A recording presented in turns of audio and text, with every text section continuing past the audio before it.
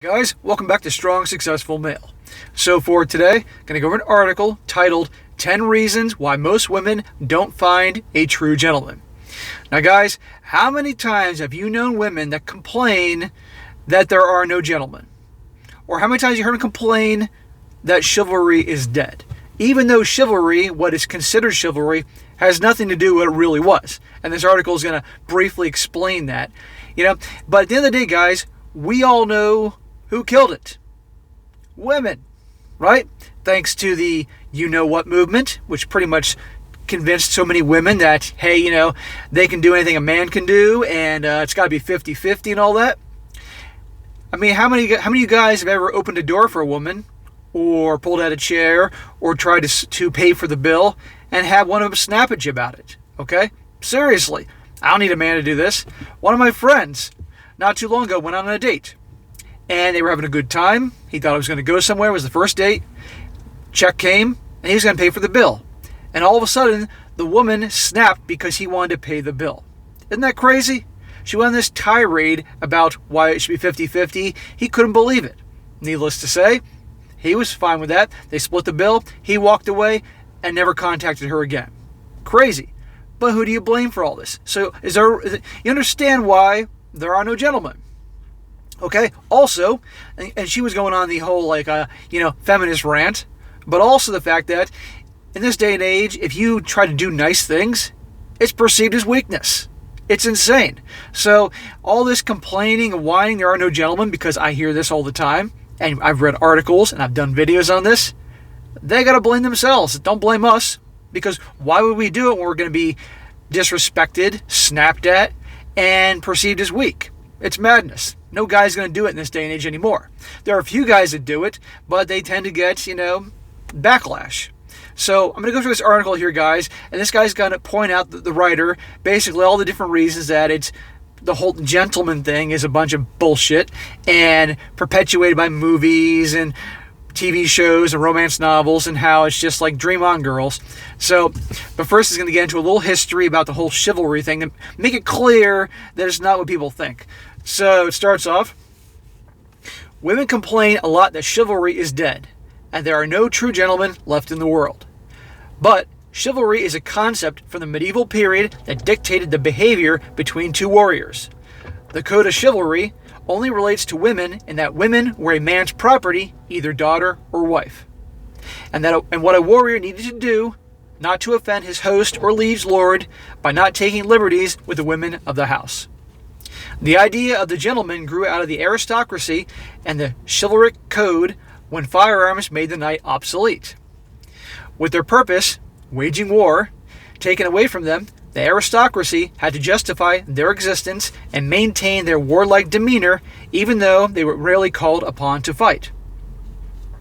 Out of this grew the idea of personal honor and the willingness to fight at the drop of a hat for any offense, real or perceived. Throw women into the mix, and men were fighting and killing or dying to protect a woman's honor.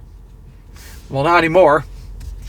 Remember that this time period had very little law and order, and women in particular had very few rights, as they were still seen as property. During this time, minstrels were touring Europe and singing ballads about the deeds of chivalrous knights and their romances, with often unavailable women. These stories were very, very different from the true state of things, and were essentially romance novels, songs, and poems of the period. Well, what does all this history have to do with the modern world? Those same warped ideas about chivalry have been passed down through the generations through stories, books, plays, movies, and television. The intersection between this romantic fantasy and the modern world where men and women are equals leads to the 10 reasons why most women don't find a true gentleman. Number 1. The tale of Prince Charming. Women are raised to expect a Prince Charming to sweep them off their feet and carry them into a magical land where they are rich and royal and live happily ever after. Where does that come from? Remember all the Disney movies and cartoons and stuff when little kids are watching that stuff, little girls? See? It's in the movies and TV and cartoons and all that from an early age. As fantasies go, it isn't bad, but it's completely unrealistic on almost every level. This is beyond the means of 99.99% of men on the planet, and yet movies, TV shows, and books sell this plotline to women relentlessly. Why? Because it sells. It is a fantasy women want, and when reality doesn't come close to meeting this fantasy, some women become embittered. Especially when women fall for narcissistic manipulators pretending to be Prince Charming who use those women and cast them aside. The Chads and Tyrones. But like I said, you see this in the cartoons that little kids watch, so it's already, the programming has begun from a young age. And then obviously it goes on with movies and TV shows and romance novels. Romance novels is a huge business, believe it or not, and pretty much every woman, every feminine woman has probably read at least one romance novel in their life. I have a friend, I couldn't believe when she openly admitted she reads them regularly, and she's in her late 30s. So it goes to show you. Number 2. The idea that women need rescuing. Men, on the other hand, are expected to rush to a woman's aid at the drop of a hat, only to be shuffled off into the friend zone. How many times has that happened to you guys? It's happened to me when I was younger. Sometimes a man goes out of his way to help a woman, only to be told, "I don't need your help. I can do it myself." You know what movement? Women have been told for the last 50 years that they are equals and can do anything a man can do. If you want nights back, then ladies have to encourage it. Men know that women are their equals already. When women start being ladies again, that's when gentlemen will start to come back. Until that time, not happening. Number 3, the pay-to-play fallacy. Gentlemen should always pay for the date except for when a woman is specifically taking the man out. And that is established before the date commences. But it is generally understood that the man will pay for everything when on the date. No questions asked. This is his opinion, not mine. Dinner? Sure. Dancing? After. Absolutely. Movie? No problem. After years in the dating scene, gentlemen will be able to tell the difference between women who are sincerely interested in a relationship and those who are using men to subsidize their lifestyles. There's a lot of them these days. This is why I tell you guys, on a first date, one drink. Make it abundantly clear before the date you're meeting up for a drink. If she tries to press you to have food, just say that you're going somewhere afterwards, you don't have the time for it, or whatever. Just make something up. Don't say, hey woman, you're getting one drink out of me until I know you like me. No, you just make a plan that you're having a drink, okay? And if she likes you, she'll do it. But if she's pressing and pressing to get you to take her to get something to eat, she's obviously not that interested in who you are. She wants a free meal. So you know right then and there. Move on to the next one. With the proliferation of dating apps, a woman in a reasonably sized city could get a date every night of the week. That is hundreds of dollars a week in free meals and entertainment. A gentleman isn't stupid. So these women are left with those men who are just as shallow, materialistic, and selfish as they are, and complain that chivalry is dead. It isn't dead. A gentleman isn't going to be your next sucker either. If you want a nice gentleman, then you have to be a lady in return. Ding, ding, ding. Be sincere, gracious, and honest with yourself about why you are on that date. In other words, don't go on the date if you don't like the guy. But I've done articles about this, and I've talked about this, how there are women out there that that's how they get food. That's how they get to enjoy all the nice things, because they just go out with guys they have no interest in. I've known women who've admitted this. So beware, guys. Do not do the whole take them all out and all that stuff. If you're on a date and you're meeting up for one drink and it's abundantly clear and she knows this, and you're on the date, and in every possible way she seems very interested in getting to know you for who you are, and she's smiling and she's paying attention to you. She's not looking at her phone every 5 seconds. She's not checking out the bartender or the waiter. Her eyes are on you. She's leaning in to absorb you. She's touching you. All these things to show that she's interested in you. Then at that point, if you want to get a second drink or maybe some appetizers, you want to feed her, then give it a shot. Okay, I'm not saying 100% of the time it's going to work. She could be pulling a major con, but the odds are if she's doing all those things, she likes you, and therefore then you can add in a little food. But in terms of the whole whining and dining, which is described here, you don't do that until after you slept with her, until you know that she obviously likes you for you, okay? Don't waste your time, don't waste your money. I can't make that any more clear. All right, next one, number 4, holding out for the one. If there's one for you, they're probably slinging noodles in Shanghai. There are over 8 billion people on the planet. The odds are the one goes to the same gym as you is beyond ludicrous. So stop using that Mr. Perfect who resides in the matrix of your fantasies to judge all men against. No one can live up to your idea of the one. And so the men you go out with will fall shortly of your totally unrealistic expectations. No one is perfect, not even you. I like the way this guy thinks. Number 5, putting financial security ahead of love. It is almost a joke that women all want to marry a doctor, lawyer, or someone with another high-paying career. See, the thing is, doctors and lawyers are heavily invested in their jobs and have horrible working hours, which means they don't have time for you or your needs.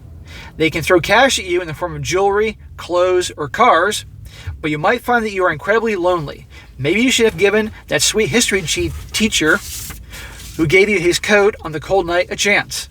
You might struggle a little more financially, but you might have found a true gentleman who made you happy. Or these women spent their 20s riding the carousel and focusing on being career women, and they get to their 30s and realize, these same guys I wanted before don't want me anymore, so I'm going to settle for a nice guy. A nice vanilla nice guy who I never would have given the time of day before. A guy that, a woman can pick out a guy who's marriage material, who's a dad type of guy in a heartbeat, like that. And they can see right away, he's a nice guy. They can pick out the bad boy, and they can pick out the nice guy, just like that. Sometimes guys can disguise it, but not much, okay? And those are the guys they settle with. And so they go for a guy who's a doctor or lawyer in his 30s. He's on his grind with his job.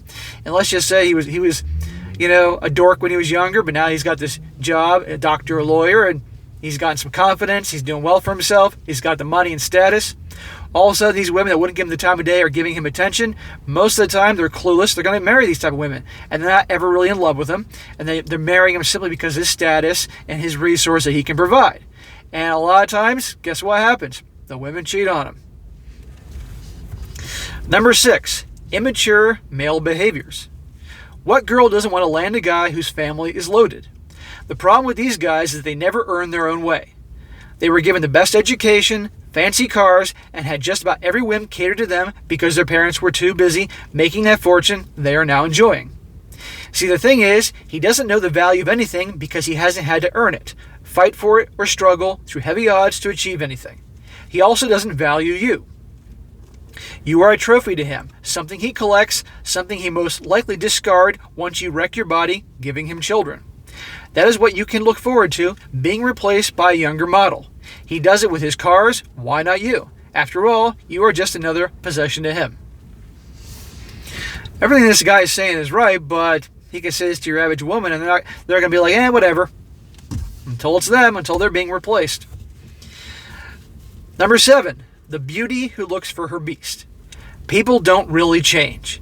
If he acts like a beast, it's because he is a beast on the inside as well as the outside, and you are not going to change him.